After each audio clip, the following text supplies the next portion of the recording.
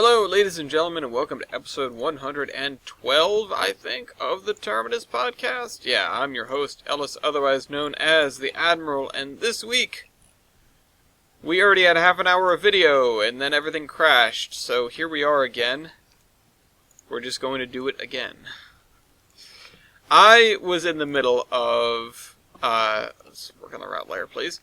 I was in the middle of clearing off some trees, and it crashed.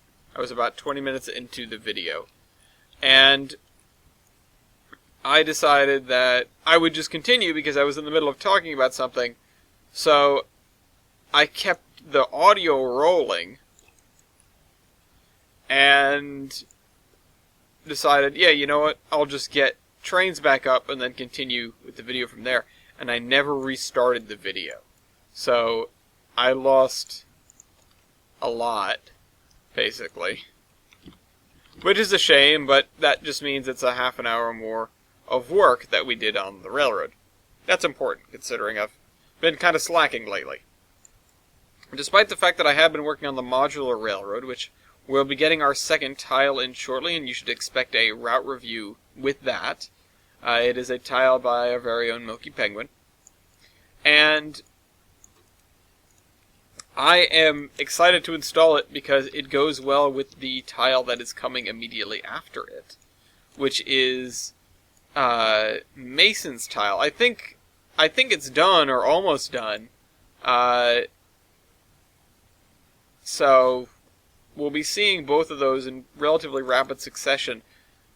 Naturally, they both need to get reviewed because I decided that I was going to do that. Reviews in brief. Thankfully, they aren't particularly large, so it's not like I can really get lost doing those reviews. But a review is a review nonetheless, so I do have to take some time and look over the route, give it a score, and see how it stacks up with the other modules the other module that we have and the modules that we will have, and also how it stacks up against, well, actual routes. Now, if you, dear listener, want to get involved with the Iron Horseman Modular Railroad, it is open to the public, and all you need to do is join the Iron Horseman Discord server, and you'll get put in the public area. And from there, you can get promoted to Fan, which is the first rank, and also gives you access to the Trains Route Building group. If you go in there and you because you have to get voted up, or I can just admin you up, but, well, I won't say that's usually what happens, it's what's happened most of the time, but we haven't had the vote system in before, well, like, this week, so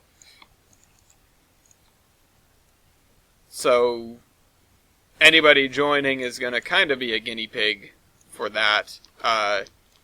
What you do is you join, and then there's an area where you can post a little blurb and say, you know, I would like to be promoted because I know Ellis's channel, because there are some people there that have no clue where I am. They're just friends of other members, or no clue who I am, or no clue who the Iron Horseman is. So, you know, institute this policy where you basically say, yeah, I know I'm here because of this reason, and if people think that's a good reason, which if it's for the modular railroad, then it's definitely a good reason, then you'll get your promotion, and you'll be able to access the Trains Route Building group, and go from there. Or channel, I guess. Because it's not a group. I went through and I wrote up a whole thing of rules and everything, and I realized I'd been using group instead of channel, and I had to change that because it pays to use the correct nomenclature, I guess. Some people don't necessarily know what you mean when you use the wrong nomenclature, so that's the issue. Meanwhile, while that has been getting popular, or at least we've gotten another 2 modules for it, the zombie train has somehow picked up in popularity, at least insofar as I got, like, 6 comments on both recent episodes, not the route review, but the other episodes. And, I don't know, I'm just kind of surprised, because I figured, I've got enough comments for about a year, and then that'll be the end of that series, and, we'll move on to other things, and we'll find another slot for Friday, or we'll make a Tuesday episode of something, or whatever. And then here we are with a bunch of questions, which a lot of them are really good questions that I like. Again? No. Okay, we're still going. And I'm like, damn, I guess we're keeping this thing going, huh? It's not like I'm short on questions. Like I said, I have another year or so before I'm going to run out for good. Or actually run out. But they just extended it. Those 2 episodes probably gave me another 2 months of questions. At least. So, yeah, damn. I'm appreciative. Never would I say, stop asking me things. Let's just end this. Let's end this here. End it now. Do it! Do it now! Alright, that looks pretty good. Because, I'm happy for the support that I get from everybody. Alright. And now for some grass. Along the edge here. This is my new favorite fence, by the way. This is the fence that I used for the modules that I built. So, it's my new favorite fence. I like the way it looks very much.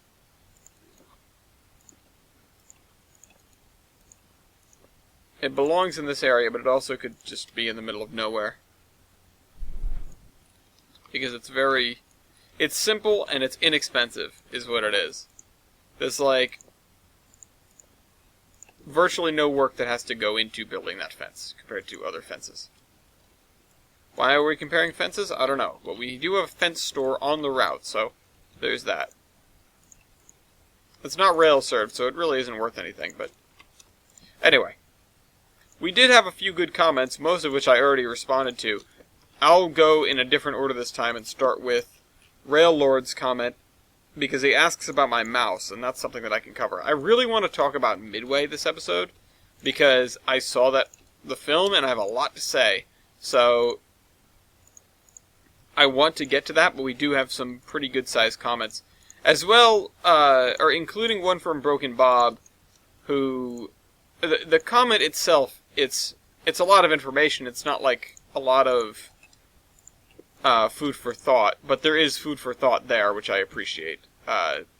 In fact, I very much... I'll say it again later, but I very much appreciate Broken Bob for chiming in, because he has actual railroad experience, and as many of you know, I do not. I just pick up things from here and there and try to turn them into points that make sense. So, anyway... Raillord asks, what's with your mouse? I don't really remember it making these loud pops, just the faint clicks. I apologize if my mouse is loud. My old mouse, both of my old mice, broke within, a couple weeks of one another. I guess they couldn't live without each other. They were old Logitech mice that I had for many years, and they were a very nice type of wireless mouse, and I would probably get another one if I could. I just haven't gotten around to it. And I managed to dig up this mouse, which is also Logitech. I'm not entirely sure where it came from, but I have it, and it works. It's not wireless, so that's kind of a shame, but it's better than no mouse. I don't know. So that's why my mouse sounds different. My mouse broke. It's not what's wrong with my mouse, it's I have a new mouse, and it is apparently louder. So I apologize for that. And there is something in Audacity that I can do, I think, to remove clicks. Some sort of algorithm that I can apply, and I will attempt that when I go to process this episode. Hopefully I'll remember to do that. And maybe it'll be better. So, fingers crossed. There's also more to his comment, significantly more, but I don't feel like going up there and talking about that right now. I will get to it a little later in the show. That's up Mason Valley. during the I guess you'd call it the first draft of this episode, I did talk about the writing I've done on the Valley Railroad, and its history, because I'm actually fairly interested, or I'm getting into that history, I should say. At least we don't have to rebuild anything. I'm getting into that history at this point. Hopefully it turns out good. The current situation is I'm writing about the very beginnings of the original Mason Valley Railroad, or the Valley Line, which was a 3-foot gauge railroad. I've mentioned that part before, but the interesting part is that it was built by people who really knew nothing about railroads and railroading. It was built in the very early 1800s, like 1830. It started construction, I think, in 1839. And, yeah, the ideal person to build and run the railroad was Samuel Tellalil, and he really wanted nothing to do with the town of Mason Valley, because they had snubbed him when he brought up the idea of a railroad. Like, he had pitched this idea to them, like, hey, why don't we have a railroad? We should have a railroad. It'd be really cool, because the Jefferson and cool. That's surely what he said. It would be good to have one because the Jefferson and Gilson is coming through, and we would be able to export and import stuff over rail instead of by barge. And the town was sort of like, we don't need that. So, fast forward a few years, and Tellalil has gone off and moved to a town called Geiger City and started a railroad known as the Geiger Mountains Railroad. So, seeing his success, and as time has gone by, the town is now pretty in favor of a railroad, and they say, hey, Tellalil, do you want to come back and build a railroad for us? And he says, no. I offered that, and you guys turned me down. So I'm here, I'm making my fortune, working on this new endeavor that I've created. Piss off. And the town said, okay. Some people from the town banded together and decided to build a railroad themselves. Now, these were not people who knew anything about railroads or railroad building, and so they decided to do something that would probably be inexpensive and make a 3-foot gauge railroad, not really considering the fact that the railroad that they were trying to connect to was standard gauge. So that was a failure, because they finally got down there and couldn't connect. I haven't gotten to this part in the story yet, but it's going to get there. I just need to spend some more time working on it, which I haven't had a lot of lately. I did have some nice time over Thanksgiving, but it was mostly time spent doing things that aren't on the computer. I did have a couple days where I just sat down and played games, and it was a nice relief, but I was in the Macy's Thanksgiving Day Parade with Madison. We were at the Sour Patch Kids float with, I think his name is Izuno. He's a Hispanic rapper, hip-hop dude, I think. He sings the song that goes Taki Taki Roomba, which I find funny because robotic vacuum cleaner. Anyway, I didn't really know him, but some people did, and plenty in the audience did, and were super excited.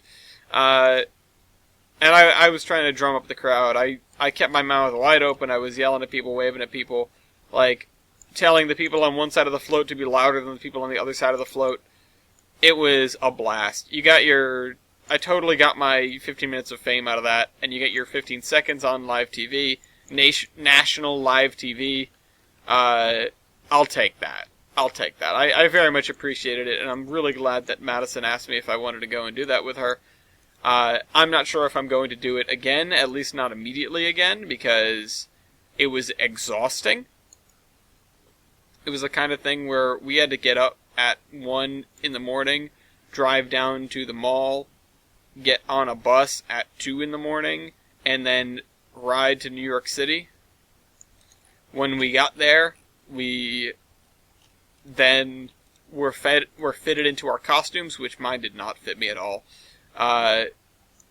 Given hats, which were very heavy, and sent over to our float and said, have fun. So, it was an experience, it was a fun experience, but boy was it an exhausting day. We were on that ride back, and I was such a grumpy son of a gun because I was so tired.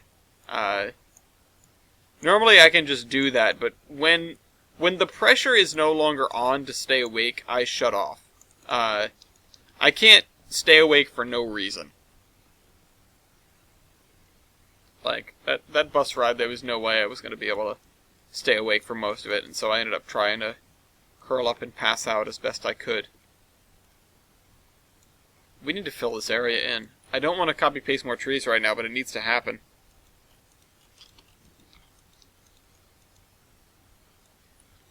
This area needs grass. Dental plan.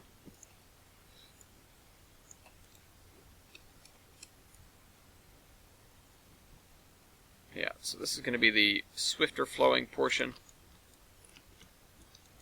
Up until here, and then we'll get some sand in with the gravel. This needs to be filled in. Ah, damn it. I really missed some chunks when I was going through with the trees here. So, I think I'm going to try to stay away from areas that are incomplete. Okay, so these two fields have grass, that's good. This field has grass, that's also good. We didn't get this area here for trees, and we probably should have. I was just hitting relatively easy areas, so that probably wasn't the smartest decision. Anything that's alongside an area that needs trees, I probably shouldn't be texturing, because it's going to get covered up. So I need to go and find areas that already are all set, like along the road and along the railroad there, and finish them off, because that's what's going to be the easiest thing to do. What the heck did I just select? Oh, whoops. Now I want forest floor darker.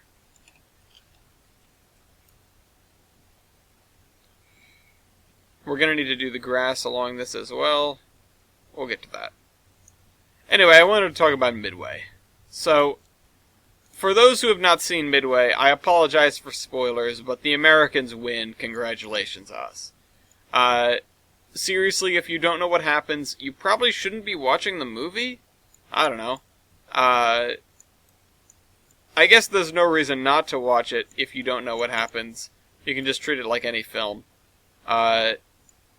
But I felt like knowing more about the battle and knowing what was happening really helped. I felt like a lot of the things that were relatively pivotal, as a matter of fact, weren't explained particularly well. Like, I mean, no, you know what? There were a couple of things, and now I can't remember them, so they couldn't have been that important. I was hoping they would spotlight the fact that that one destroyer that went after the submarine, that ended up going flank speed back to the fleet and leading the American planes back. I'm glad that was mentioned. I am really glad that that was included as part of the whole story of what went on. I feel like we needed more setup for the submarine, maybe? Okay. So, the first thing I want to say, before I get too sidetracked with that sort of thing, the first thing I want to say is that I did enjoy the movie, and everything I say needs to be taken through the lens of I did enjoy the movie. I'm not here to give it a bad review. I'm not here to say that it was bad.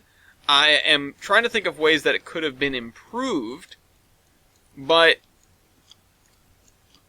it definitely wasn't bad. Like, at the I think it was slow to start, and I was thinking about, oh, you know what, I'm going to have to talk to people about this probably. I'm going to want to talk about this. And from the very beginning, I'm thinking, like, how would this be better? there's a scene before Pearl Harbor. Now it's worth noting that this movie is more than just Midway. It is like the greatest hits of early World War II in the Pacific. So, we have a mention of, I think, the Solomon Islands campaign, or something like that. Early on in the war, whichever one that was, where Yorktown was damaged, but not sunk.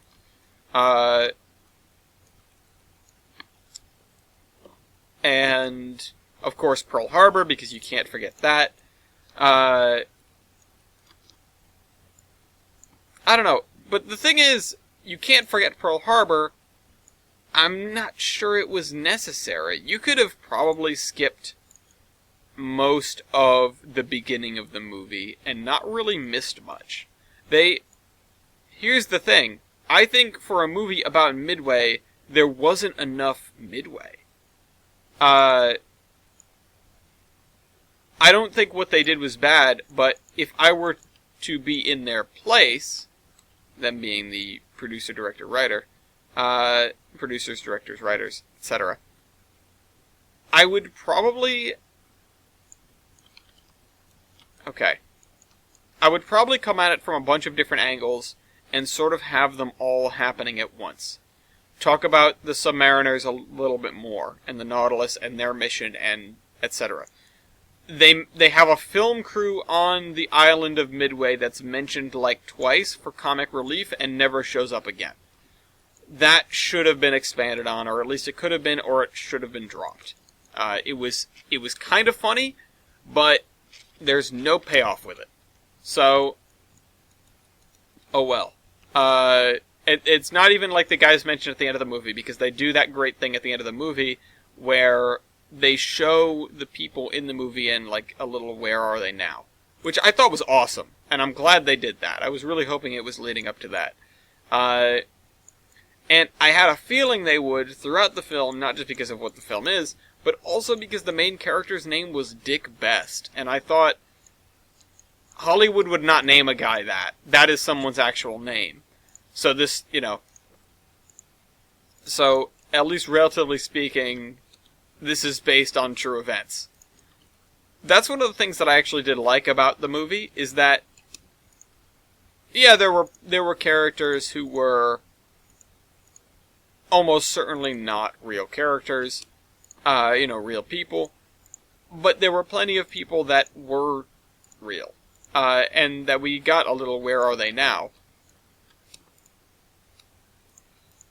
One of the things I do like how they handled, because I couldn't come up with a better way for it to be handled, was the subterfuge surrounding figuring out that the Japanese target was Midway. I was hoping it would be addressed and mentioned, which, for those who don't know, the Japanese had codenamed Midway Island AF.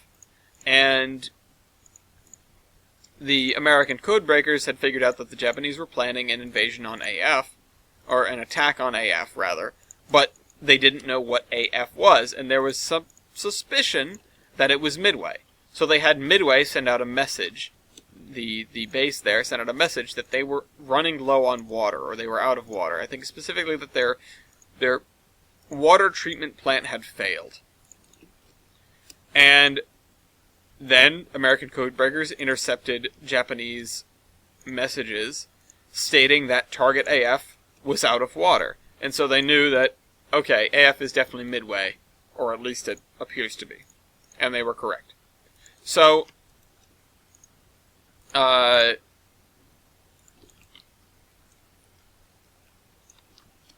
yeah. I also think that they fell into a weird middle ground of the Japanese portrayal of the situation, or the Japanese side of it, I guess. Not the portrayal. I'm not sure if... I don't know everything about it. Maybe the war game that went on before the Battle of Midway, in which the Japanese officer who was playing the part of the Americans positioned his carriers in an ambush location, if they had, if that had actually happened, then that was a really great thing to include. If it had not happened, I don't think there was enough Japanese stuff in the movie to justify how much Japanese stuff there was in the movie. Like, I know it's weird for me to say that. That is a strange thing to say, so I will try to put it in a better way. The movie was absolutely not split halfway down the middle between US and Japanese activities around Pearl Harbor. Obviously. Midway. It was very heavily American. Which you might expect, and doesn't surprise me at all, and I'm not going to rag on the movie for that.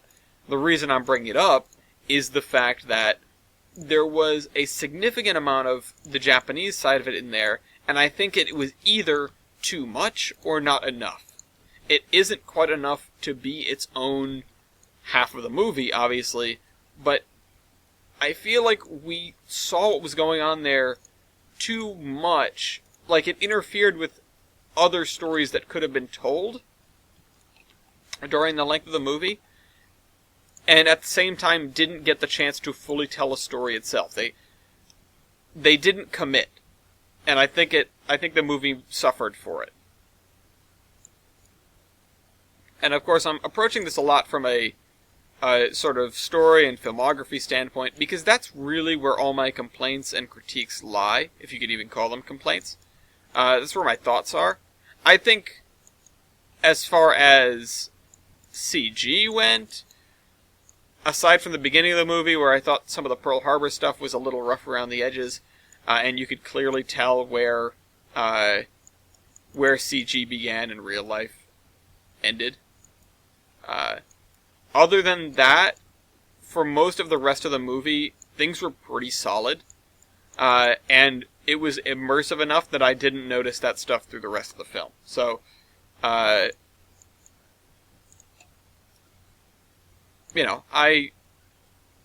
think it was good for that part of it. I think, okay.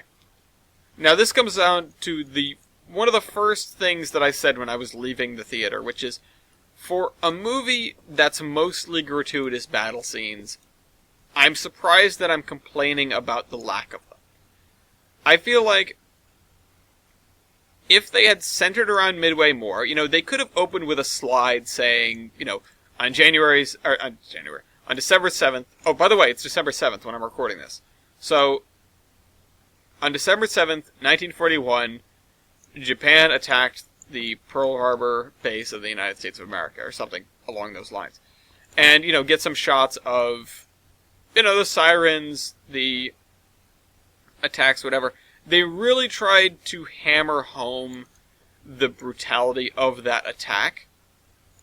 And, first of all, I think it was kind of crazy how they did it. It was a lot more chaotic than I think it maybe should have been. It doesn't show... I don't know if it's a remotely accurate portrayal of the way that the Japanese attacked Pearl Harbor. God damn it. I don't know if it's a remotely accurate representation of the way that the Japanese attacked Pearl Harbor, but I know that it seems uncoordinated and, bad. It's a lot of explosions, but it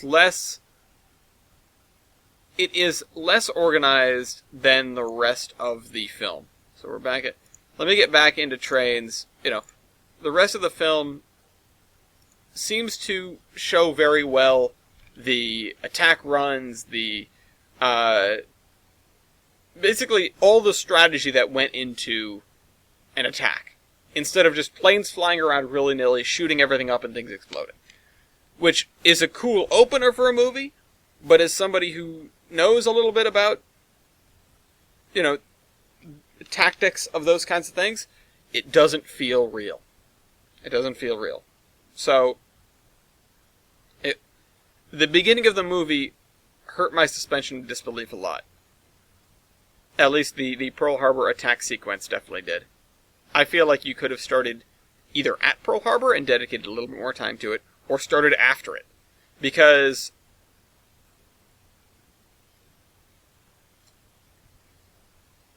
Because the movie's called Midway. I don't know. I feel like they should have done a better job of explaining what was going on around Midway. All of the wargaming and stuff like that. You know, you can tell a compelling story with just the Battle of Midway, and including the arcs of some of the characters that are present, or that were present. Alright, we're back in trains. Let me restart the recording.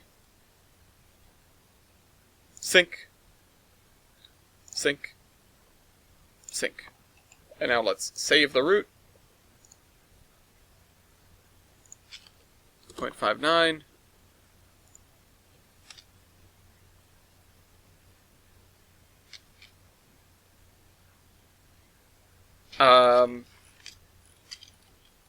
Yeah, I mean, I can talk about Midway until the cows come home, honestly. I recommend people see it, especially if they're into, well, that sort of thing, because it was a beautiful film, at least for most of it, and it does give you those warm fuzzies to see that stuff on the big screen. My dad, who is a fan of World War II tech and etc., he really enjoyed it. He really did. Because he's like, I used to watch the old war movies, but to see it like this is so much better. You know, with the CG and everything like that, it's good. I really like how they didn't shy away from the brutality of it.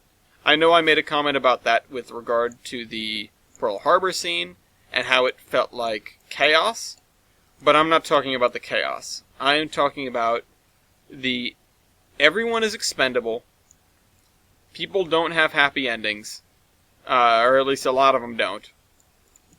You know, it really went to show the desperation that was going on, especially towards the end of the battle, where the Americans had nearly run out of planes, the Japanese were down 3 carriers, or 2 at least, and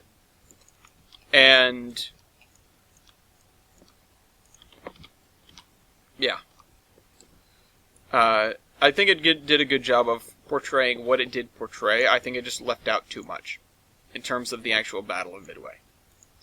I really would like to know if that war game that happened on the Japanese flagship, I suppose it was a flagship, before the Battle of Midway actually did happen. I've never heard about it before. I'm curious to know, because, again, if so, that was a really great thing that they threw in. Alright, so we're going to have to get all the way up there with this dirt. I'm not going to add the special grass on this. I'm just going to do this.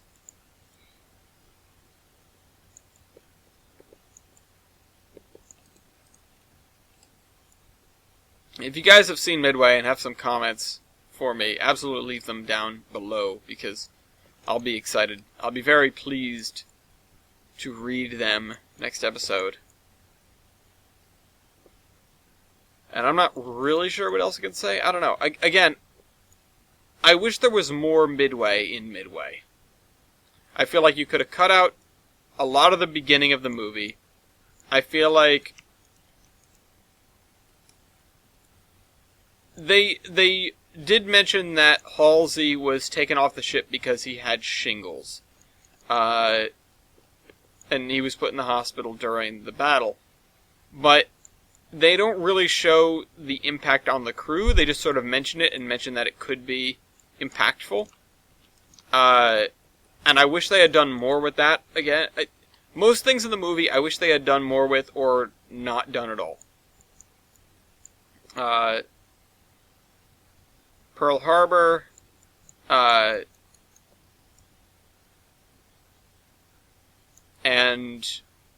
the Japanese, and I mean the Doolittle raid. I mean, it was cool, but it was like a cameo of the Doolittle raid. It was there, And I'm glad that it was there for the sake of, oh my god, it's the Doolittle raid. But why was it necessary? I mean, you could have started the movie there. Honestly, I wouldn't have been... I don't think we would have missed out much if they started the movie at the Doolittle raid and they just stretched out the time in between. Because they did a lot of time skips in the movie, especially when, they're at sea, now they're back at Pearl. Now they're at sea, now they're back at Pearl. You get to see, like, one or two missions. You get, like... Okay. There was a bit where the Enterprise and the Hornet, I think, were dispatched to back up the Yorktown and the Lexington, I think. And it's basically, you're being dispatched to blah, blah, blah, blah. And then hard cut to, they're there, and there's a burning carrier. And I'm pretty sure it's the Lexington going down or something. I apologize if my history is on that is a little bit rough. I'm waiting for them to get to it in the Great War so that I can remember everything. And I haven't watched Battle 360 in a long time. So, I do have it. I have all the DVDs, for those who remember that show, when the History Channel was history.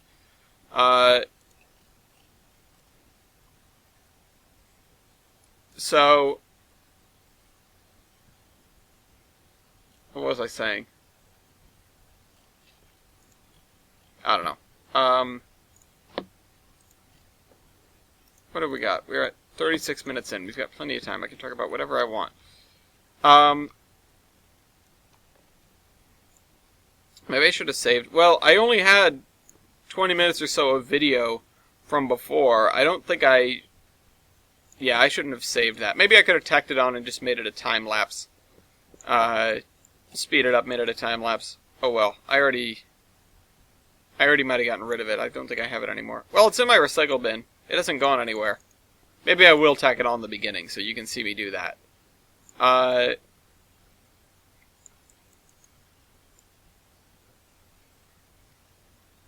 Yeah, I did like Midway. I'm not sure if I would go see it again, but I'm glad I saw it in the theater. That definitely added to it. If I had seen it at home, I'm not sure if I would have liked it nearly as much. It's an entertaining film. I'll say that. I won't say it's a good one, but it's an entertaining one. It focuses on... It simultaneously focuses on too many people and not enough people. I mean, centering it around Dick Best and his escapades and his feelings on the subject, everything like that, I think that was good. I think that was treated well and we got enough of Dick Best. Or maybe not quite enough, or, we definitely got enough. Maybe we could have used more, I should say. Because I can't really complain about how often he was in the movie. I feel like it's one of those films that, it definitely... Like, maybe it could have used a narrator, maybe it could have used more, subtitled stuff, blah, blah, blah, blah is happening, or this is where we are. Although there was some of that. I don't know. The passage of time was a little wonky in the film, is one of the, one of the reasons I bring that up. But, it was a good movie. If you like seeing that kind of stuff, absolutely go see it. It's a spectacle. I'm not there for the character, emotional aspect of it. I think that while it doesn't fall short in those areas, it definitely could use improvement, or it definitely could have improved in those areas. At least with Dick Best, it doesn't fall short. I just feel like... for the amount of characters that were in the movie, not enough time was spent on any individual character, maybe aside from Dick Best. And maybe aside from the Codebreaker guy, whose name escapes me. Yeah.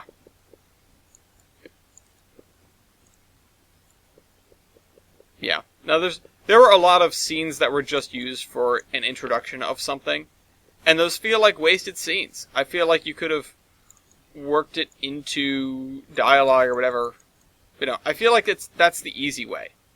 There were so many little scenes that were just expository, and that's all. I don't know. The reason that I said it could use more gratuitous battle scenes is because, you get plenty of the Battle of Midway itself from the point of the aviators and the Japanese, but there's almost no Battle of Midway from the point of view of the American fleet, which that was a nightmarish ordeal for them, which is the reason I wanted to see more of it. The Yorktown was effectively sunk twice. It was severely damaged. Not to mention the fact that it had just been in dry dock before the battle because of damage from the previous battle. Yorktown was severely damaged. They managed to get it running again, and then it was severely damaged again and sunk. So that was something that I wanted more of that in the movie. Now, what story could you have told there? I don't know, but they did mention Yorktown previously. They mentioned her when Enterprise and Hornet went to back her and her sister up, but, not really her sister. Lexington and, what was the other one in that class? I don't remember. Anyway, sorry. Sorry, I'm not as good at this as I would like to be. Anyway,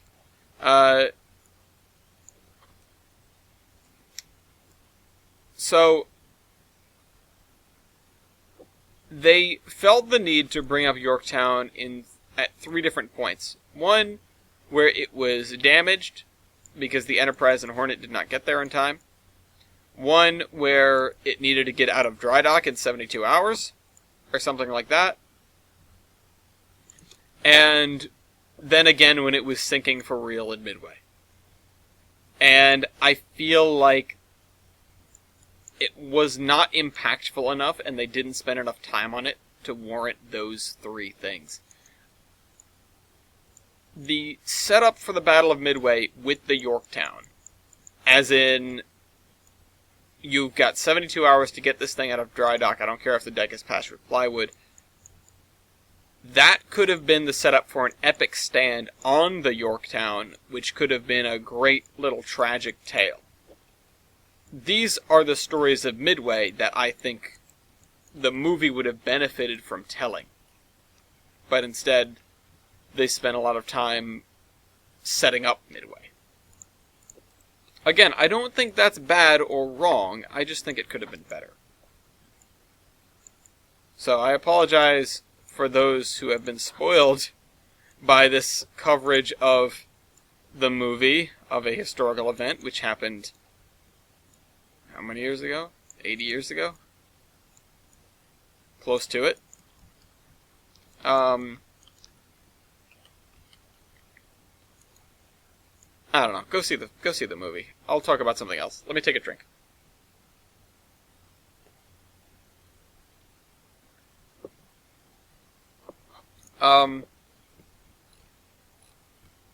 Trist's channel asks, your thoughts on Half-Life Alyx and the future of VR gaming. So, when I covered this during the draft of this episode, I guess, I said something to the effect of, I am intrigued by it. I don't think it's going to affect me directly, but I hope it does affect the world of VR gaming in a significant way. And that is more of a hope. Now, do I think it will? Am I confident it will? Yeah, I'm relatively confident. It's probably the biggest name game that has come out exclusively for VR to this point, or will come out. I hope this means we get some real competition with big name VR gaming, or big name VR games coming out But I'm not sure we'll see the studios we know and love doing that, or if we'll see new studios coming out of the woodwork and doing similar things. A lot of these games that are VR capable, or at least a good portion of them, are from small studios who want to just keep that available. Now, VR right now is a relatively limited platform with what you can do with it. I mean, there aren't too many types of games that I can think of where you really benefit from using your entire body. It can be fun. And yeah, there are games that are based around that. I mean, Superhot in VR is definitely... It's that kind of game. And then, like, things like Beat Saber, obviously, because they were designed and built to be a VR game that takes advantage of what VR is and what VR can do. If Half-Life Alyx is in a similar vein, where it really has VR integration to the point where the VR stuff really couldn't be replicated with a normal gaming setup. Basically, it's more than what you could do with a keyboard and mouse. Then I will be really impressed, and it will also herald,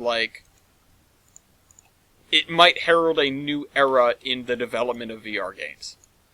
How will Valve do that? I have no idea. Valve has always said that they want the next iteration of the Half-Life series to be just as groundbreaking as the previous iterations. And that's why Half-Life 3 is basically non-existent. They have not come up with anything that they feel would be good enough to really carry that mantle of the Half-Life series. If they're adding a game with the Half-Life name on it, if they're doing this, then either it's a total cash grab and it's going to be trash, or they really think they've got something. It's probably the second one, because Valve probably doesn't want to ruin their reputation like that. I feel like if they're coming back to the world of making video games, they feel like they've got something good. And I really hope they're right. I really, really hope they're right. From the promotional stuff I've seen, the game looks gorgeous, so there's that. But I'm not sure we have anything yet that shows off why this is a VR game. That I think is going to be the biggest question. Because if they can make it a VR game, and just a VR game, and not a game that happens to also be VR, and I'm talking about that through the mechanics of it, not just through the marketing and platforms, then that's going to really be something. I'm not sure if that's something... I mean, okay, I'll be honest. I have faith that they will be able to do that. I have no clue whatsoever how they will do that.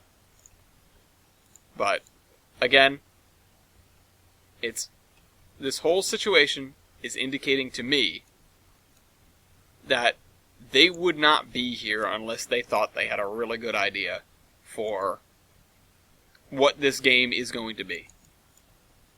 So, I sure hope they're right. And I sure hope I'm right, by extension. So, I mean, what will a successful Half-Life Alyx mean for the world of VR gaming? We don't know how big this game is going to be, but assuming that it is a full-size game, with a serious single-player narrative and all that stuff that we know and love, what will it mean? If it is a game that is founded upon its VR features, then it will show the world that you can make a game that is VR, and just VR, and also checks all those other boxes in its own special way, in a way that you can only get in VR. So, if they manage to do it, it will be mightily impressive to me. And I think they can. So, I am really a more casual fan of the Half-Life series. Or I'm really more of an outside fan. Like, I like it from an outside point of view.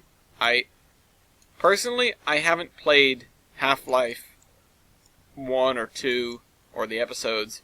I've played Portal, and Portal 2, and I do love the universe. And I've watched Let's Plays and stuff like that. But I myself have never sat down and played a Half-Life game. I understand that they're very good. And I don't mean to say, well, whatever. I don't care about Half-Life. I haven't played them because I haven't felt like it. I own them on Steam because it's one of those things, you pick them up on the Steam sale and go, oh, this is cool, I'll play this someday. Someday never comes. And here we are. Way down the road, looking down the barrel of a potentially extremely compelling VR game for the first time. Yeah.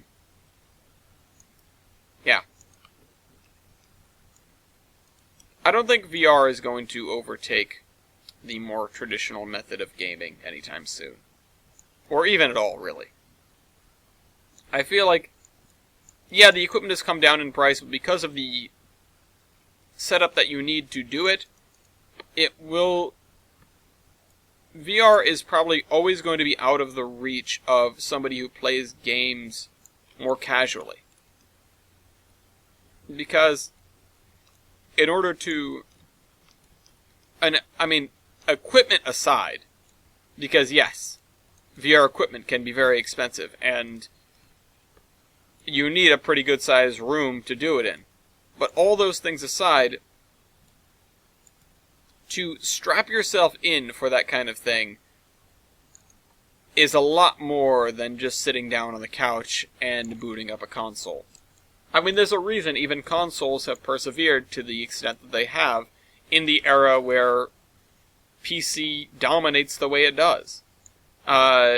People want the simplicity of it. When I buy a game for my Xbox, I know that I'm going to sit down, I'm going to put the game in, and it's going to install, and I'm going to be able to play it. When I buy a game for my computer, it's like, alright, how well will this run? You have those questions. And until we live in a world where we don't have those questions out of a PC, which I don't think we're ever going to live in, because people are always going to be pushing the boundaries of what you can do with a computer. There was always going to be an appeal for more, with more casual gaming setups or gaming types. Now, that said, the stuff is probably going to get easier, and it's definitely going to get more integrated with us over time. There are going to be more compelling reasons to get VR, and it's going to become easier to get as time goes on. But that doesn't necessarily mean that it's going to be on the same level. Something that I do like, though, that's been catching on, is AR.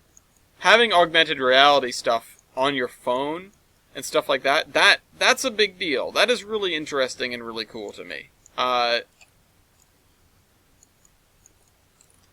Like, things like, what is it, Minecraft Earth? I mean, and even Pokemon Go, the augmented reality part in Pokemon Go is not really that substantial, but it's there. Our phones are getting more and more powerful, and we're able to run more and more stuff on those phones. Now, one of the issues, of course, is battery life, but batteries keep getting better and better too. So we're going to reach a point where gaming on your phone is not going to be particularly taxing. It's going to be the same as browsing the internet or whatever. Obviously, some people are going to want every second of battery life they can have. And obviously phone companies are going to try to balance processing power and battery life, etc., etc. But if you can have a phone that works really well with something like Google Cardboard, then you are opening up VR and even AR to a group of consumers that probably, or that is going to get the first product anyway. If they're going to have a phone anyway, and it also does VR, then, or AR, then you're beginning to play a very different ball game than the PC-based VR systems where you have something like a headset and things that you have to set up around a room and this, that, and the other. All these hardware things, especially if it's stuff with cables, but there are some wireless VR setups now. I know. Again, this is not something that I'm particularly well versed in, particularly not with Half-Life Alyx, because I've only paid a small amount of information to what's going on, just sort of what passes me by on Reddit. But it is exciting, because it is nice to see a developer that is as large as Valve. They are not the premier video game developers anymore, but they are still a studio with a lot of clout and, most importantly, a lot of money. To see them putting forth what could potentially be the first VR title of its significance, of its type, is encouraging for the world of VR as a whole. That's what I'm trying to say. That's what my conclusion is. Alright, where are we now? We're at 57 minutes, plus whatever I get done, or plus however much time that beginning portion takes up. I don't have the audio from it anymore, so it's just going to be a silent little time lapse at the beginning of the video. Alright. Dirt up this road. This is really putting the polish on this area here. And this... Oh, we don't have grass on this field. We're going to need to do that. Wait a minute. We don't have grass on either of these fields. Ooh, that needs to happen. That's something we're getting it done this episode, then. Because we can finish texturing the main line basically all the way to over here. This area needs to get filled in with trees, and we just didn't get to it. But we could finish texturing most of the main line. We need to get this peninsula done, but we'll get to that. And then there's Mason Valley over there. Let's cover Broken Bob's comment, and then when we got about half an hour left, I'll do Railord's comment, because, yeah, I don't know.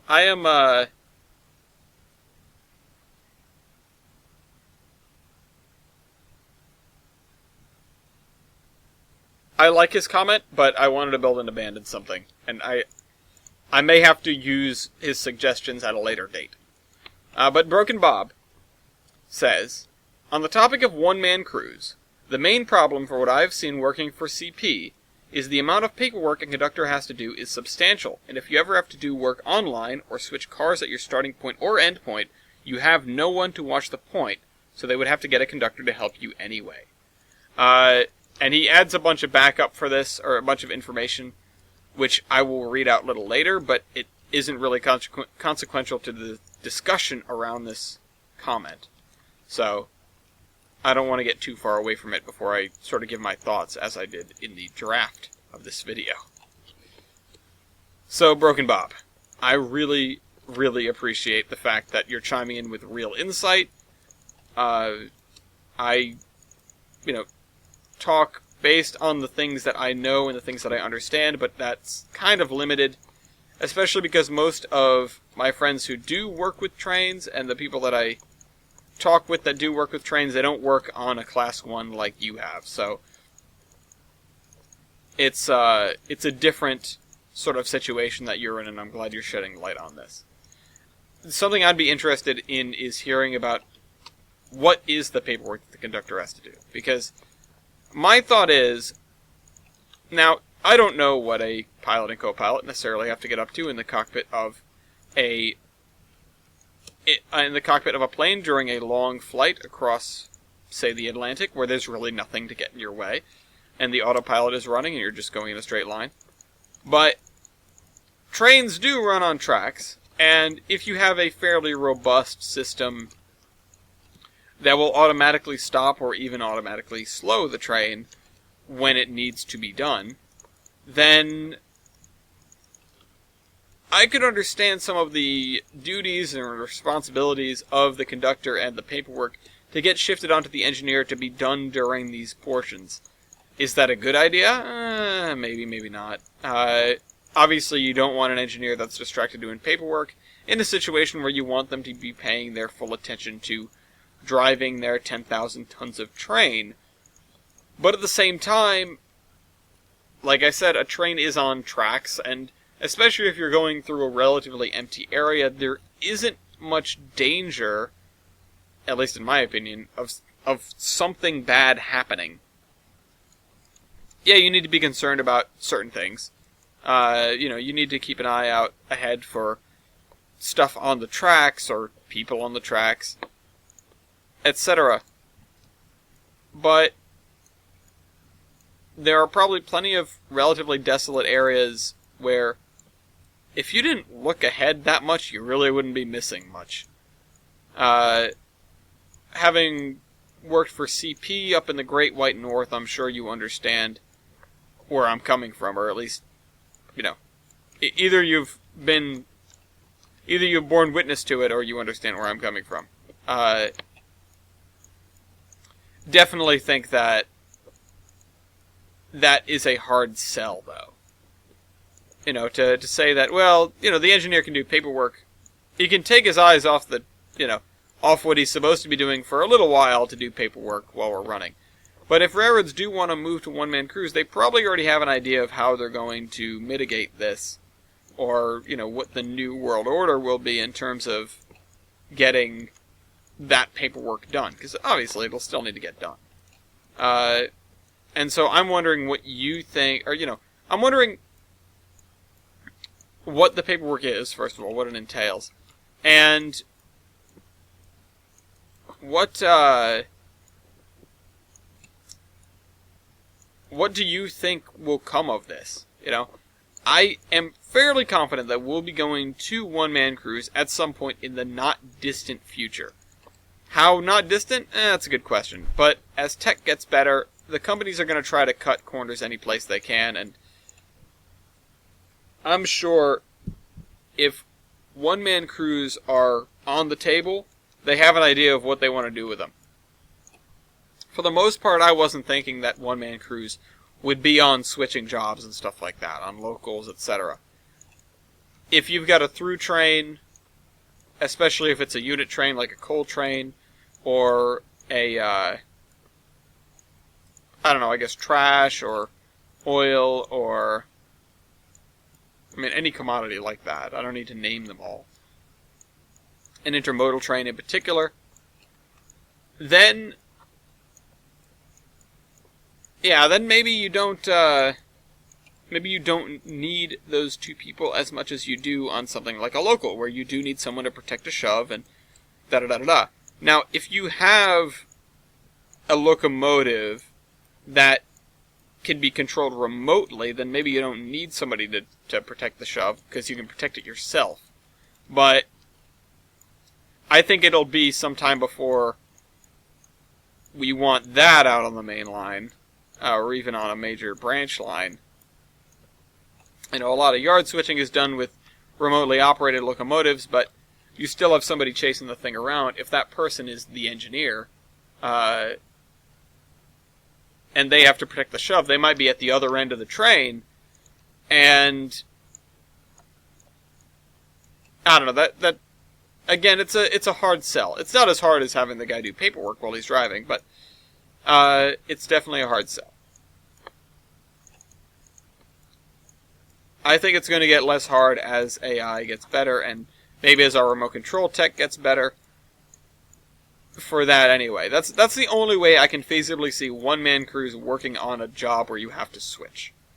Because you're absolutely right when it comes down to... somebody needs to be protecting the shove, and somebody probably needs to be throwing switches, and, that sort of thing.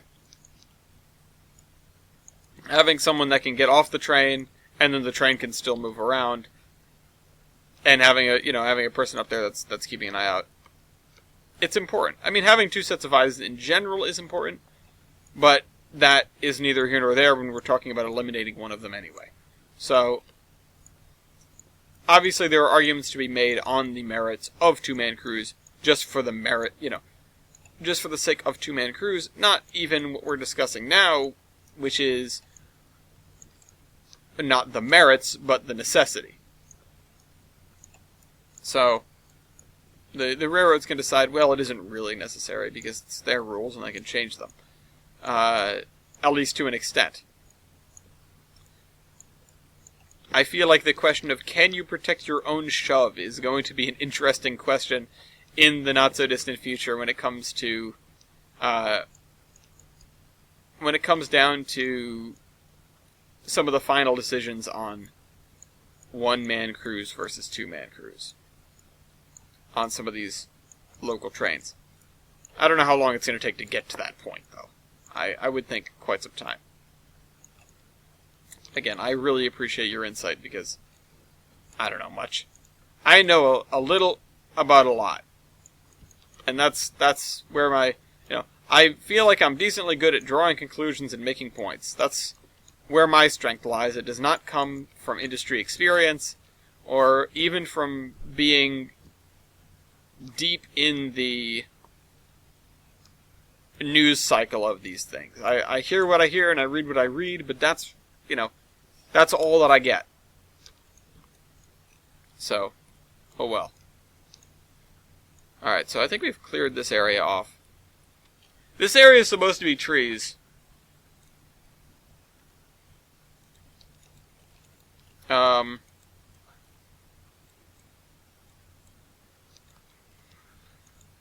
This area is supposed to be something else.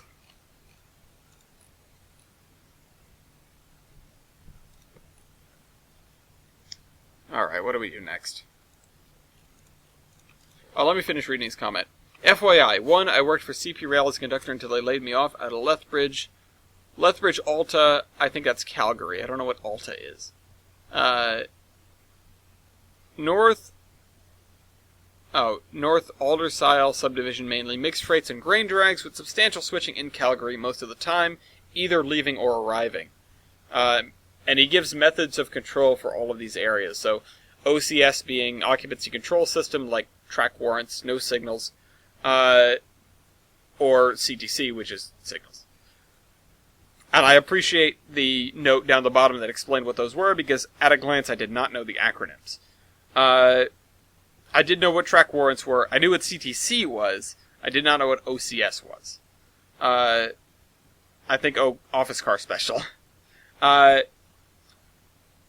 Methods of control OCS interlocking. East Tabor subdivision, mainly through freight, potash, grain, mixed freight, occasional coal, as well as having a few locals and grain drags. That has OCS and CTC connecting to the Maple Creek sub. West Crow's Nest subdivision is almost exclusively through freight, potash, grain, mixed freight, occasional coal, methods of control OCS with a small section of CTC. South Montana subdivision, named for the fact that it connects to the U.S. border, just locals and mixed freights. OCS only. For those how do not understand the nomenclature, occupancy control system or OCS, no signals or track clearance, track warrants.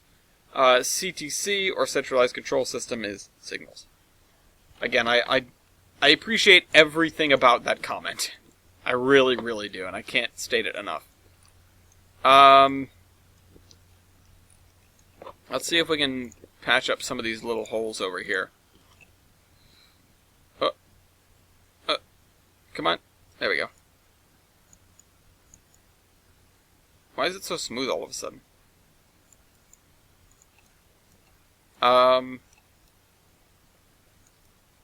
Yeah. So the conversation about one-man and two-man crews is absolutely ongoing. It's probably going to be ongoing for several years to come, and we'll see what comes of it, because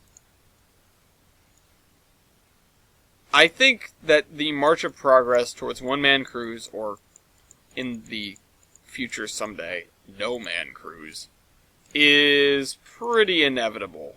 How quickly we will get there is a big question. But right now, I think that we're on the road, at least. We are heading in that direction. So, we're heading in that direction, and nothing's going to stop us from heading in that direction. At least, nothing short of some sort of revolution. The fact of the matter is, a company's job is to make money, and they make more money by paying fewer people to do the same job. So, obviously, having a one-man crew for them is good, because they're paying half as many people as in a two-man crew. Obviously, having a robust system of AI that is going to be able to, what's the word?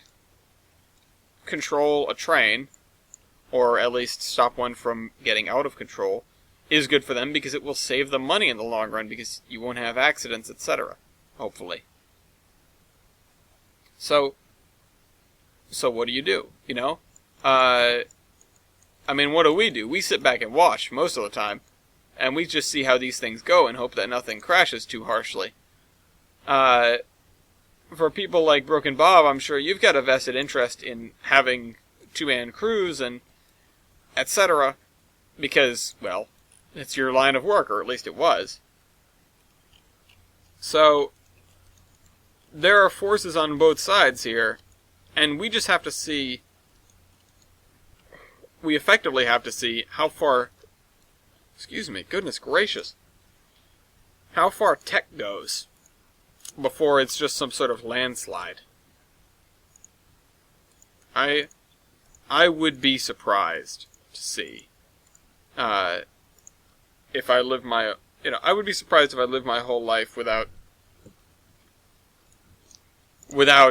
that sort of thing. I mean, maybe I'll live a very short life, but I think within our lifetimes, within my lifetime at least, we're going to see automated vehicles, automated trains particularly, become common. So anyway, to get off that subject, how much time do we have left now? Oh, that took a lot less time than I expected. I kind of wish I'd broken out the map to understand where those subdivisions are, but obviously, Calgary. Oh wait, was that?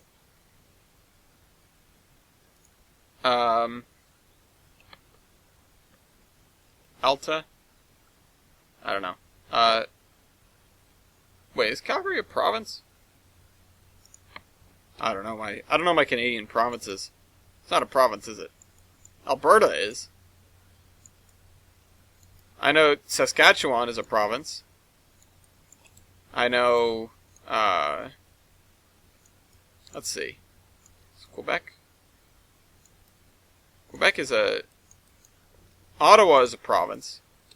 No, Ottawa's a city. Ottawa's the capital, isn't it? It's not a province. Oh God. Ellis does Canadian geography.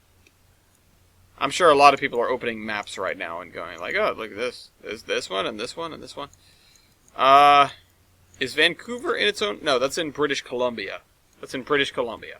That's a province. That I know. I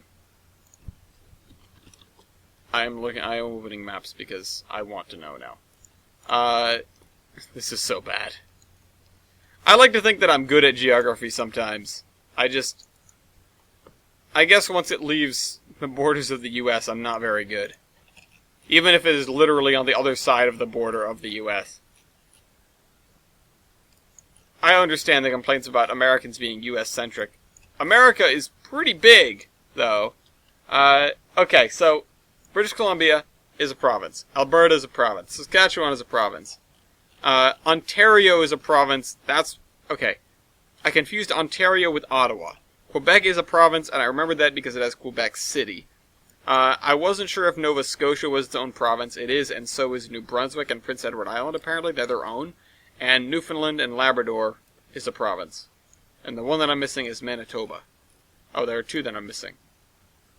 Oh no, there are three that I'm missing. Nunavut, Northwest Territories, and the Yukon. Those are the ones where nobody lives.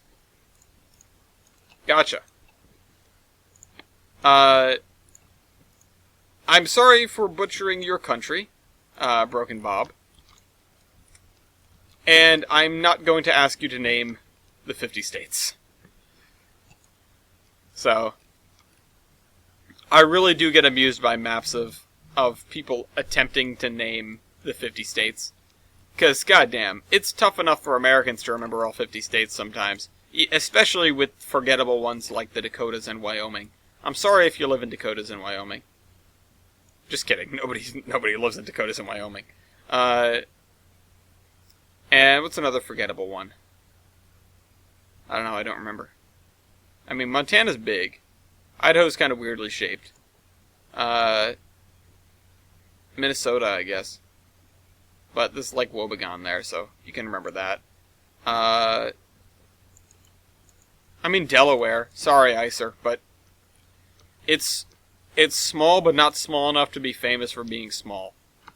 It's famous for being a tax haven. That's what people remember Delaware for. It's definitely there. If you don't live in the Northeast and you don't know, like, especially if you can't tell apart Vermont and New Hampshire, I would not blame you. I used to get them mixed up all the time. Since I lived in New York State, I got better at that because I knew which one I was next to. But, yeah. I mean, hell, if you don't know Rhode Island exists, plenty of people don't know Rhode Island exists. I'm just thinking, like, what's forgettable states for me? Sometimes people forget that Washington is a state, as well as D.C. So, there's that. Some people... What's another forgettable one? I mean, there's Kansas and Arkansas. I mean, Kansas and Nebraska and Iowa, I guess, although Iowa's the forgettable one of those three. They're known for nothing being there except for farmland. I don't know, there are plenty of states that are totally forgettable. I mean, you just have to think about what are states that people hear about outside of the U.S. New York, Texas, California. That's it. Everybody else basically doesn't exist in the eyes of the rest of the world. And that is understandable. Because why on earth would you care? I mean, I guess Florida. Florida exists. Not for good reasons, but it exists. Let's see. What's another one that may exist? I mean, Maine, if you like Stephen King. I'm not sure how popular Stephen King is outside of the U.S., but I assume he's popular enough in Europe. What's another state that gets featured in media pretty heavily? I mean, Ohio is Ohio, but they're not really that noteworthy. Ohio is known for a lot of things, but I don't think it's known internationally for anything. I'm trying to think of, like, films, major films that feature states. Hawaii, I guess? Because, I mean, I just thought of Battleship, but Midway, of course. Anything with Pearl Harbor in it. Hawaii Five-0. Can't really think of anything else. What else is set in Hawaii? I mean, Lilo and Stitch.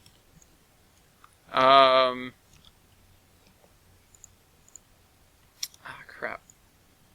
What are other states that you guys know? People that are outside of the U.S., name as many states as you can. Hell, people that are inside the U.S., name as many states as you can. See if you can name all 50 states.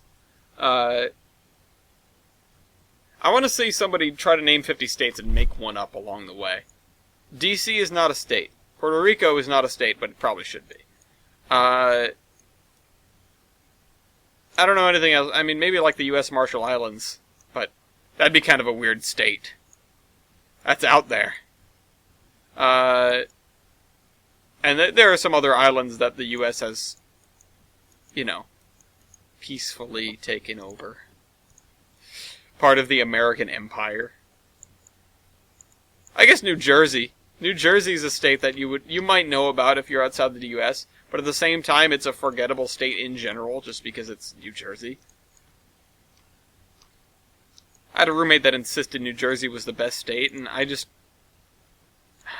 There are only so many ways you can tell a person that they're completely wrong. I think I went through all of them. They've got Bruce Springsteen, so there's that. But that's my favorite. That's maybe the only good thing about New Jersey. I would say the gas prices are good, but you can't pump your own gas, so that's awful, is what it is. They sucker you in with that, and then they have somebody pump your gas. I don't want somebody to do that. I'll do it myself. I'm a man. Pump my own damn gas.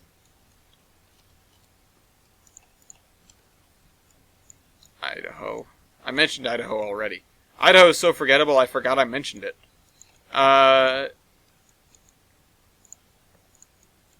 The real states that are forgettable are the ones that you forget. I guess people would know about Colorado, because Colorado's kind of famous for being just straight up gorgeous. New Mexico, there are plenty of people who don't think that's part of the U.S., or don't realize that, I guess, because it is not a matter of whether you think it or not.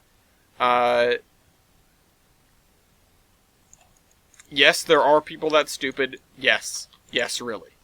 I mean, Arizona, people know about that, I guess, if you're into that kind of thing. If you're into really, really hot areas. I was about to say Buffalo because of buffalo wings. Then I realized that that's in the state of New York. And then I realized that Buffalo might as well be its own state. Buffalo and New York City do not share a state. They do, but they don't.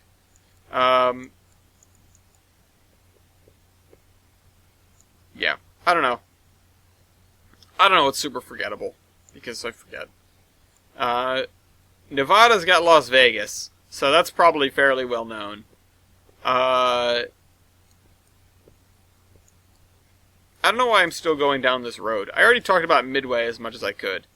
And what was the other thing I wanted to talk about? There was totally something else. It was absolutely something else, and now I cannot remember what it was. Oh well. I forgot. Oh well.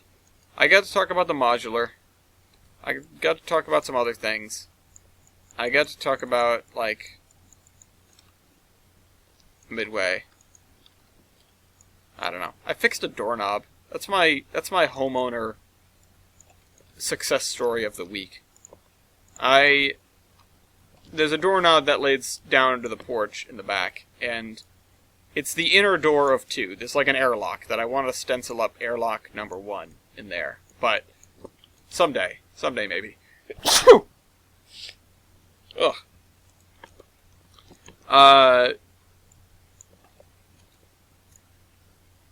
But the inner door the doorknob is difficult. It binds up, and you've got to turn it a certain way, I think, or else it won't open.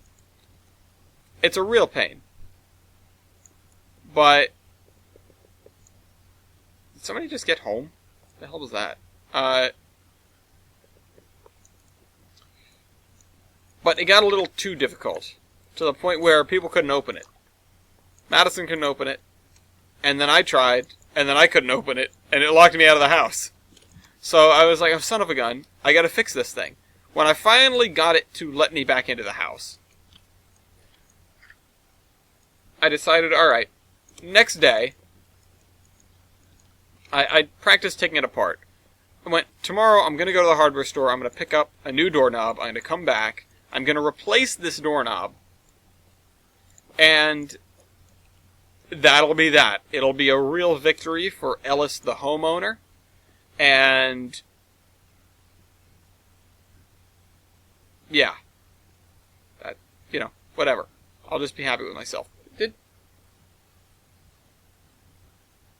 No. Okay, I thought I was hearing something outside. What I ended up doing is going to the hardware store, buying a new doorknob assembly, also buying a 2-pack of WD-40, because I realized I didn't have any in the house. And instead of replacing the doorknob, I decided, why don't I give this a whirl? I opened it up, disassembled it, partially, stuck the little nozzle of WD-40 in there, and just blasted. And until it was, dripping down the door. That worked. I sealed it back up, or closed the doorknob back up, and it works like a charm. It's easier than it ever has been. So, I would say that is a victory, and I've still got a doorknob to use in case something else breaks, or if that one actually breaks for good. So, I'm calling that a win. I did spend money that I didn't need to on a doorknob that I didn't need, but at the end of the day, I'm probably going to need another doorknob someday anyway. I could actually put that one on the front closet because it's got an old doorknob that really doesn't work too well. It is a crystal doorknob. It's the last one in the house, so I don't really want to replace it. But it only opens if you turn it a certain way, and it's really prone to breaking, so I might have to. One of these days, I might just have to replace it. I don't know, though. Time will tell. Right now, we don't really shut that door all the way, because the door is almost too big for the door frame, and it gets stuck. So, again, thankfully, I don't have much to complain about. Those are the biggest problems, aside from some roof issues, which are going to get rectified soon. At least I am feeling more and more handy as I learn to do these things. I didn't need a tutorial, I didn't need anything, I just took the thing apart, and I feel like I could have managed to put the new one in it without any help, had I needed to. Thankfully, I didn't need to. And apparently doorknobs aren't all that expensive. I spent less than $10 on that. And it's an interior door, so it's not like I was worried about the strength of the lock or anything like that. I've watched enough lockpicking lawyer to be terrified of most doorknobs, knowing that they are just prone to people busting them open or picking them in 2 seconds. But what the hell's happening here? Wait a minute.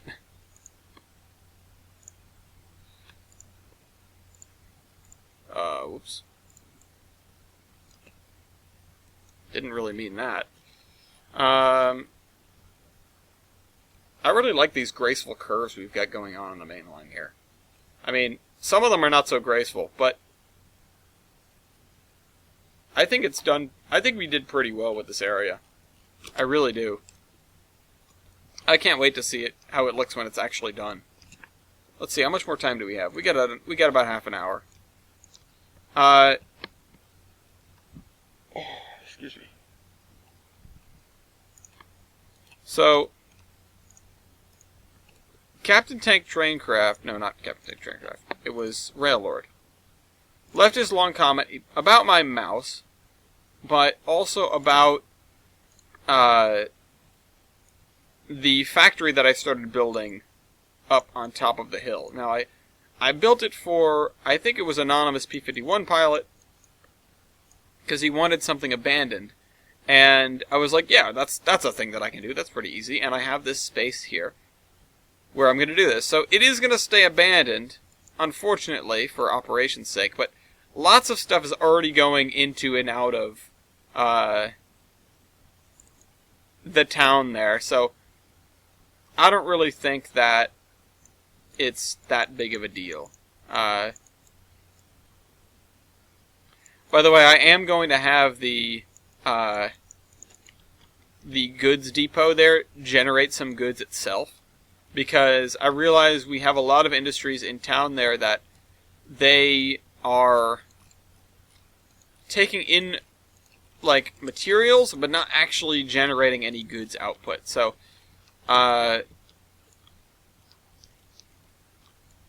also, this is kind of interesting, the way that I did this here. This is the closest I get to a field. We have to figure out how we're going to do this here, where the field abuts right up to the track. I think if we just lay grass on top of it, it should look fine. But we need the grass first. Where are you? Where are you? There you are. Leaving this area empty because it still needs trees. Maybe I could have done this as rocks, like the bridge abutment in Mason's Landing. The thing that I'm having an issue with, the highway spirals up into the hills. And why? You know, the thing that I have with the interstate is that, well, the interstate that's going from Jefferson to Gilson City, it's a spur of the one that's running north-south from Jefferson to New DMAG. And so that means it sort of goes down the middle of the peninsula. But why would it not go over here? That's a good question, and I can't answer it. And I need to find a good answer to it, because I don't know, I really want it to be the case. I mean, maybe it was built that way purposefully because there was a lot of passenger service along this route, and they felt like, well, the interstate can serve areas that are underserved by passenger trains. Maybe, maybe not. Maybe there is some sort of terrain feature that I haven't yet come up with that is in the way, that is standing in the way of the interstate, and the federal government didn't want to build through it, but the railroad figured that it was okay. I don't know about that. That's a tough one. What kind of feature are we talking here? It's gonna have to be something massive, and so now I'm thinking like a triangular thing that looks like the cliffs of Dover sticking out into the water as we get farther, or as we get closer to Gilson City, and the railroad will have tunneled directly through it, and the road didn't want to do that. But why would you not want to do that when your routing is pretty simple otherwise? So, I don't know. I'm finding it difficult to justify the current situation that I'm in, but I mean, at the end of the day, not that big of a deal. Oh, you know what? We need the small grass. That's what we need. The real small grass.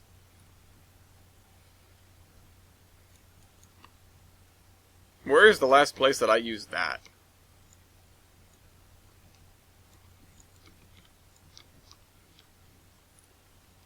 I want to use it over here. Probably up on the mountain somewhere. Because we were using it along the tracks over through Jefferson Cut. Or Jefferson's Cut. Let's zoom on in. Yeah, so right... Nope, that's power poles. There we go. I think. Let's try it. Oh, look how filled in this is. I'm loving it. I'm just going to see if I can get this strung along here, and then we're going to handle the rest of Railord's comment, because I do want to talk about it. Because again, it's good ideas, maybe not for right now, but definitely for future. The reason I say not right now is because I'm trying to build something abandoned. And I can just call it a munitions plant, but really, it's something that used to be army. Or at least military. What exactly, I don't know. It isn't really the biggest issue, the biggest deal. I don't have a set-in-stone history for this world yet. So I don't know. Apparently Discord's down. What's going on? I can do to stop being pinged. Oh, I guess it's just having an issue. Well, I will close out Discord for now then.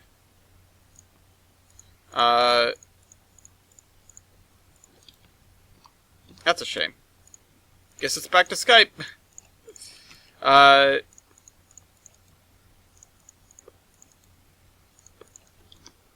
guess I'm just putting this along here. See, I think this grass is making an okay transition, but we do need to have the grass actually in the field, and I'm only going to use this where it's a budding field. We'll go look at that,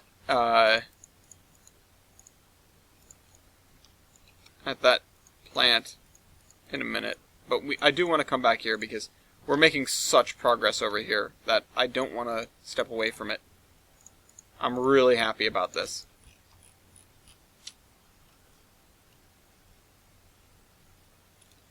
Oh my god, we're almost there! We're so almost there! Oh my god, that's so pleasing to me. And then to run along the river here, it's going to be nothing comparatively. I don't think we're going to have it done by the end of the year, but we're getting close. Yeah, obviously, we've only got a couple more weeks left, so that's only really a few hours. It's easy to underestimate the amount that we have left to do, but looking at the amount that we've done so far, and also the relative simplicity of the area that we're doing, especially because we're not doing Doughcliff, I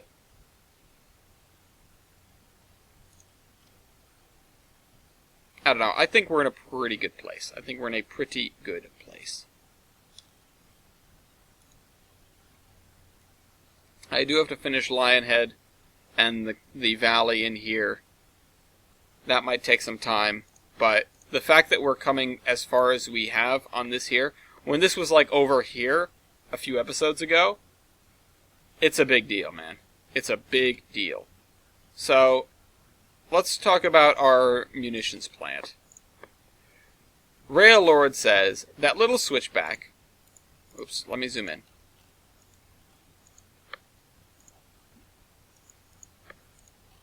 That little switchback could possibly be a former tank and munitions factory that produced tanks for World War I, small ones like the M1917, which is the U.S. near copy of the Renault MT and never saw combat. Here's a possible scenario. With the onset of World War II, the military realized they needed a larger complex in order to manufacture more modern tanks. As the factory was obsolete since it came into operation, the old complex was still being used to slowly produce light tanks as munitions processing was already moved out until the new facility came online. This newer complex is able to produce not only light tanks, like the Locust and Chaffee, but also is capable of producing medium tanks, like the Sherman and the Pershing. I thought I just had typing this up is that the old factory could be in the process of being reconfigured to produce tankettes such as the Polish TKS. You'd probably want to use a ramp to load the tanks onto flats. I haven't seen any vehicle factory load vehicles onto cars from building side platforms. That's a very good point. I think it's explicitly, I will say that this is a munitions factory instead of a tank factory. Because of the layout of the buildings, like you say, it wouldn't make sense to be loading tanks like this. And I do want to keep it former. I do want to keep it abandoned. So, even though these tanks are relatively new, I don't think I'm going to have anything going on up here, and the only thing I can Sorry, there's stuff in my hair. The only thing I can think of to add, I will do right now, because it was on the brain, you might say.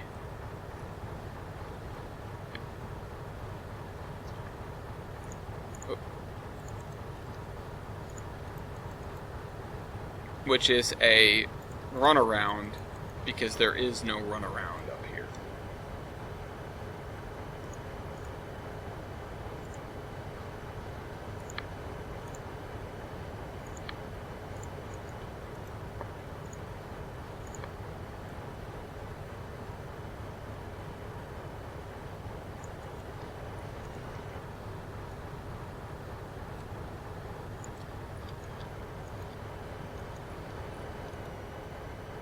Do I have a Sherman flat car load? Let's see.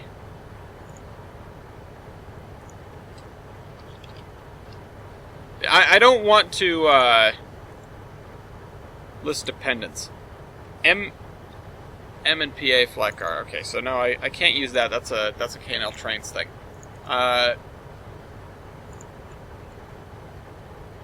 Yeah, no, so I can't use that, unfortunately. But, and of course that would undermine what I just said, which is this is not a Sherman factory, or not a tank factory.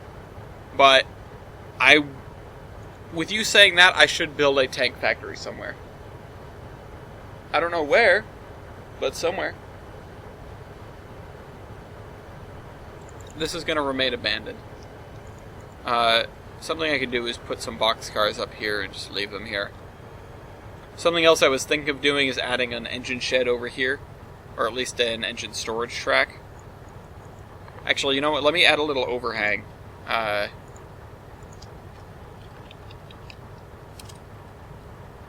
No. What is it? Oh, you know what I want? I need to go get it from Olive.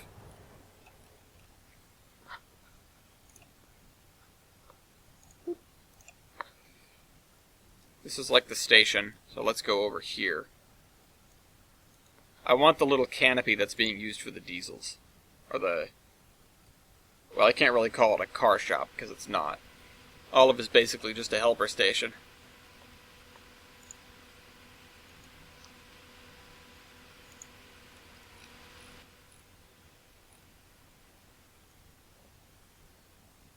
Back to Mason Valley.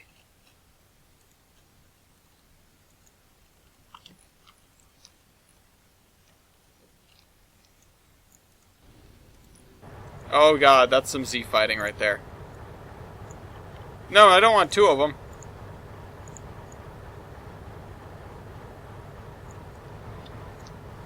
So this is a lot longer than I expected it to be.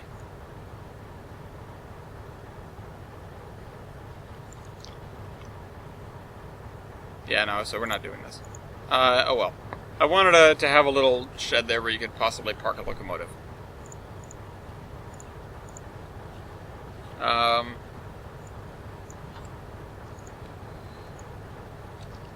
I don't even know what you would call that.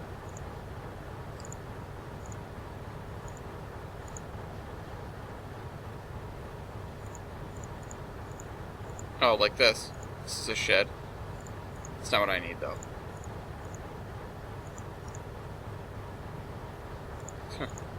Got a maintenance shed. There are very different kinds of sheds here.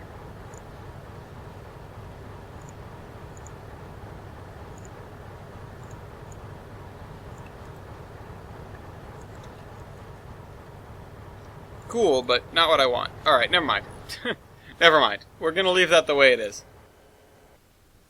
Perhaps next time we'll do further work here. There's still a lot to get done in this town. And I like the addition of some of these buildings in here, and we probably need more here, you know, along this pathway here. I could see another shoreside industry here, maybe not with actual connections to the barges, but just something along the riverside. This is slightly hovering, so we're going to have to fix that later.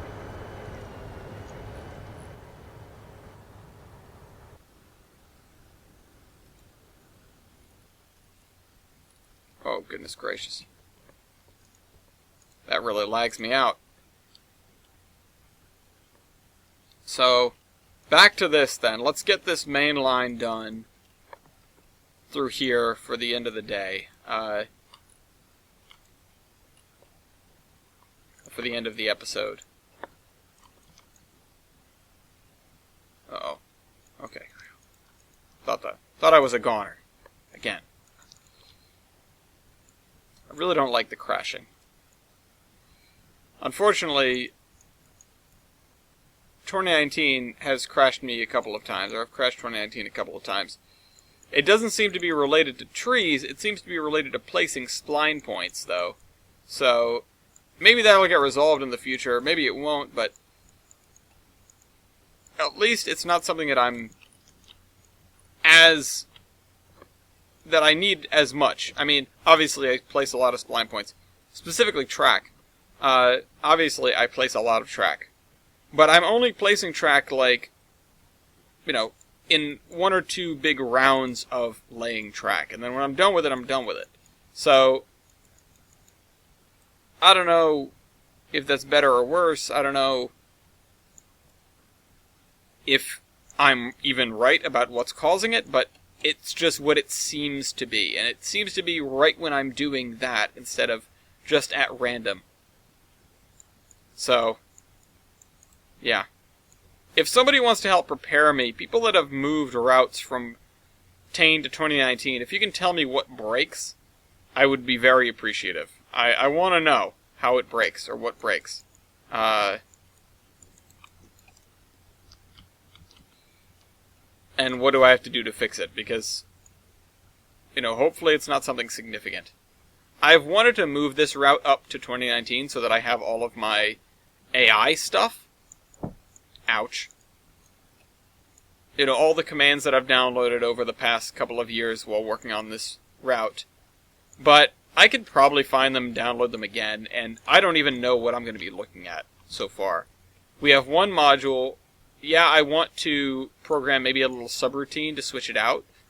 But, oh, you know what? That is something I can do.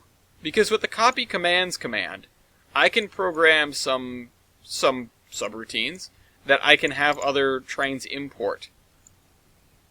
So, thinking emoji. Also, the other thing I need to look into is the command that will let you import commands based on passing a certain track mark or trigger. I don't know how that works, but apparently it's a thing. Allegedly it's a thing. So, I'm interested. My attention is gained.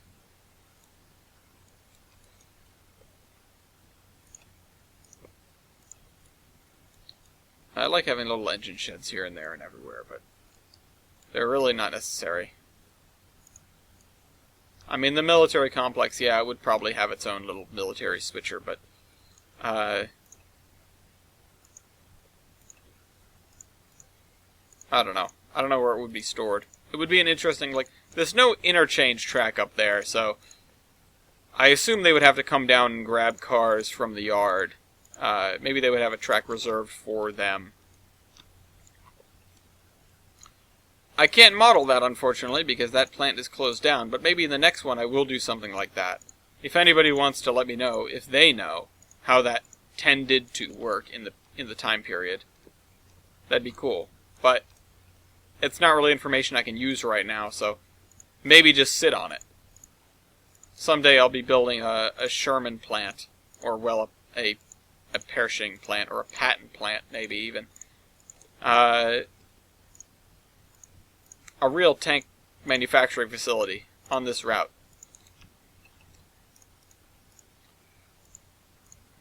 And then I will need that information to do the operations for it, so we will see.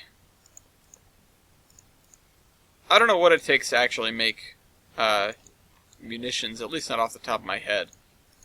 So, if people come up with interesting industries and they know that, you know, what goes into it, then they can let me know, and I'll circle back around to them in the future, maybe, if I remember them, or they can let me know then.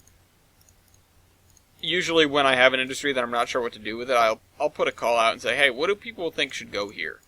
I had one that was written into the lore that I asked around, and I ended up just making it a tool and die. Because it's simple, and it can support a town if it's big enough, and it would have disappeared at around the time I was looking at it disappearing. This was the DN tool and die, which was, well, at this point is, in the 50s it still is, in the town of Addison Springs, I think. Either that or it's in Massasoit. I'm not sure. It's over there on the old Everett Lake, and it was the last industry, or it is the last industry on that section. Yeah, no, it's in Massasoit, I'm pretty sure. And that's the thing, so now I may be building that portion as a semi-abandoned stretch that gets serviced once in a great while to feed the tool and die.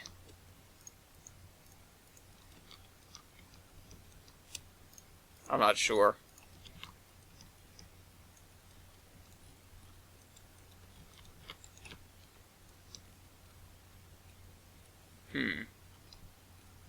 Okay, so we're going to need to continue this along here. Let's clean up these spots.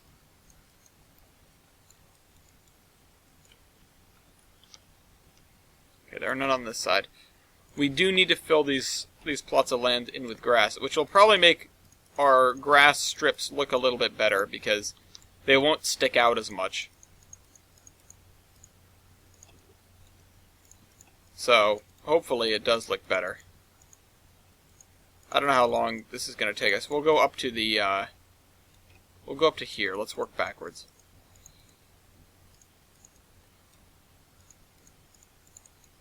And then we will come through and do maybe one side or maybe the other with the field grass. Whichever one is more complete. I think there is an island of non-field in this one that still needs to get grass put around it. So we shall see.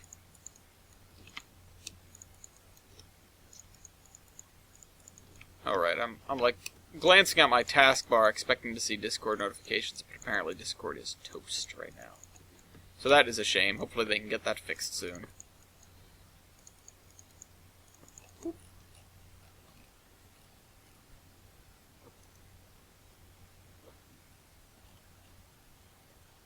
Okay, so there's this. Oh, that needs to be done. But I'm not sure what I want to put over there.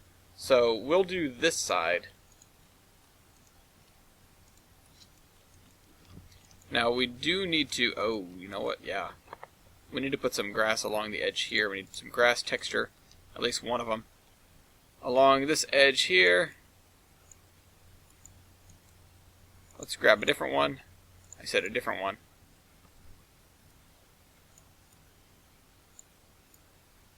Looks kind of weird, but it is what it is. Let's grab a different one. Nope. I said a different one. There we go. That's the same one that we did the first time. Turn this corner. I just don't want it to be all one color along this edge here. Damn it, that's the same one. Same one again. Oh, okay. There we go.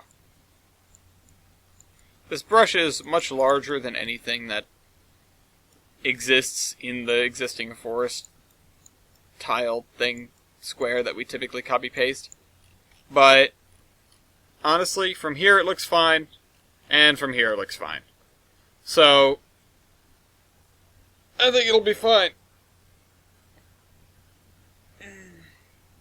Oh, my back.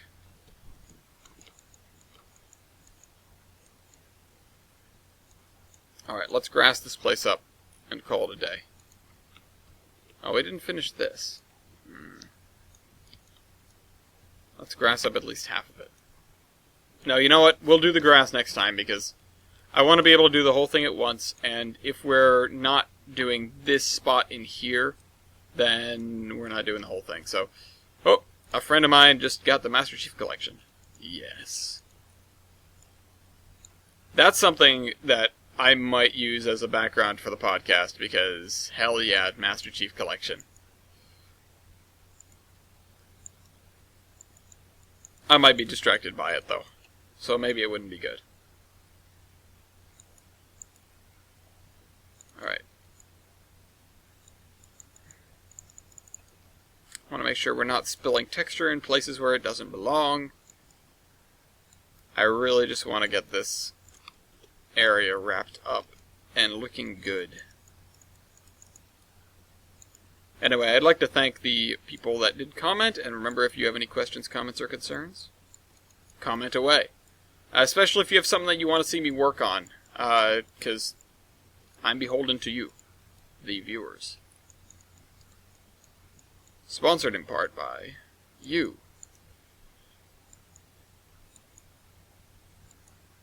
I don't know how long this segment that I'm gonna... You know what, I'm not gonna do it. I'm not gonna tack on that segment. It was just me moving trees. So, there's really nothing special there. Let's just finish this spot, and then we'll zoom out and look over the work that we've done this episode. And then I'll come in and finish the grass over here, hopefully. And then we can grass up these fields next time. That little lake that we've got over in the corner of the field to the left of us, I think that's going to be important to get done next episode, as well as, I don't know, maybe filling in those areas of trees that we don't have filled in yet. I don't really want to do that, honestly. I don't want to invoke more crashes, but it's going to happen. It's going to have to happen. But I want to do it all at once. At some point we have to go back up and finish Lionhead and the VMR, but that is... Right now that's back burner because of the progress we've been making down here. I'm glad that we had our breakthrough that we did down here. I'm glad we're getting closer to Mason's Landing with all this texture work. And oh my god, I'm so excited that this is really happening. You know, it feels like, or it felt like I'd be working on this forever. And now we are close. We are relatively close. Hopefully, that doesn't encourage me to rush through the rest of it. I don't want to be rushing, I don't want to be sloppy. I want to have it done, and I want to have it nice. Being able to watch the trains come through this is going to be fan-tiddly-astic. And I might even do that once I wrap up recording here, because why not? I'm probably going to have to do this, then make the podcast in a couple of hours, then come back tomorrow morning, or whatever, and make the zombie train, process that, then process the podcast while these two go up. It's going to be a busy weekend on top of the stuff that I'm already doing this weekend. Because everything got pushed because I had 2 holiday dinners in a row for work. Holiday parties, I guess. Well, one was more of a party, one was more of a dinner. One had much more of a party atmosphere, that's for sure. And then one was much more reserved. It's just different people. Bostonites versus Connecticuters of all shapes and sizes. You know, there was definitely some fun that happened in the holiday party for Connecticut, but it was not the same as the Boston one, which had shuffleboard and ping pong and billiards and an open bar all night long. Yeah, it was a heck of a party. Unfortunately, I didn't get to stick around because I had to catch my train back to Rhode Island, but I had a great time anyway. I had a coworker that was super jealous of me having gone to the parade with Madison, so haha. Not really haha, but I told Madison to take her next year. Because I'm alright for now. I think I'm all set for at least a couple years of parading. And I think I already told that story this episode. Weird. I can't tell whether things that I've said I'm saying again, or I said them in the episode that got dead. Oh well. Hopefully I don't repeat myself too often. I'm just going to leave this as a dirt strip, because it's just empty space. Alright, grass time. We'll have to finish this creamery a little bit later. I'm glad that we already have some buildings down for it, but we do have to come back and do the texture. We have to come back and do more detail work on the other creamery that's quote-unquote done, that has texture down. And there's another one that needs texture as well. So we've still got some work to do. We'll get there eventually. But the areas that we looked like we finished last time, most of them are actually finished this time. So we can see trains coming through them and not have to position the camera at weird angles or not have grass or whatever. I might work on this more today, but who knows? Either way, I'm appreciative for you guys tuning in and leaving comments, and I will see you next week. This is the Admiral, signing off.